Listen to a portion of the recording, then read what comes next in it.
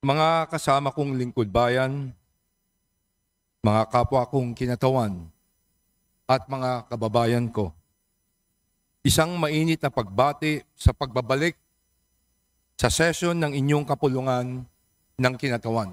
Magandang hapon po sa ating lahat. Bago ang lahat, muli nating ipinaabot ang ating lubos na pakikiramay sa mga pamilyang labis na naapektuhan ng sunod-sunod na kalamidad sa ating buong bansa. Kasama ninyo kami sa panalangin para sa inyong mabilis na pagbangon.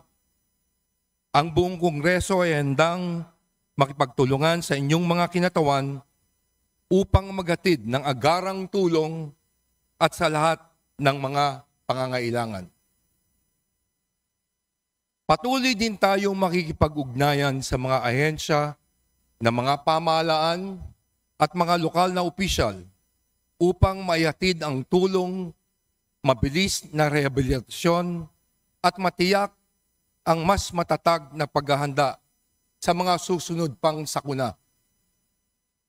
Sa gitna ng bawat unos, pinapaalala sa atin na ang paglilingkod ay hindi lamang tungkol sa paggawa ng mga batas, kundi sa pagpapakita ng malasakit, sa pagkilos at pagbibigay ng bagong pag-asa.